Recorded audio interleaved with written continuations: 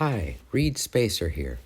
I have been building and racing kinetic sculptures off and on since '93, and from the start my design approach has been evolutionary. Try something and keep what works and change what doesn't. That and repurpose stuff. I almost never buy anything new. Our first race at the inaugural Corvallis event in '93 was a real learning experience.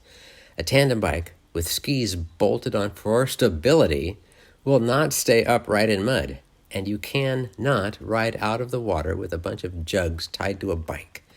We kept the tandem and changed everything else.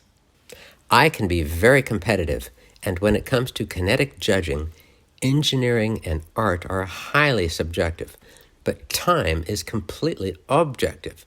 So I've focused on speed, and we've done all right. To go fast, I wanted a design we could ride on the road like a bike and transition to a trike when extra stability was needed, like on sand, mud, and water.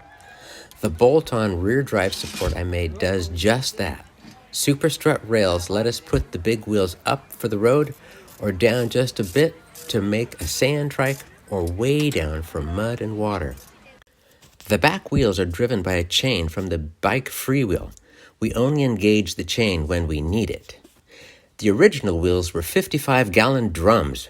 What a disaster they were. I replaced them with big inner tubes, and we Leo'd in Corvallis, but they were flimsy, so I replaced them with 3-speed bike wheels. But the wheels were too small to keep our rear end out of the mud, so I bolted 40-inch plywood discs to the wheels. In the mud, our front end was still too low, so I made a special mud fork. But now we were very tippy, so I completely remade the rear axle with a longer pipe. At our first Humboldt race, our skinny tires on their miles of sand wore us out, so I widened the rim to help us float on sand.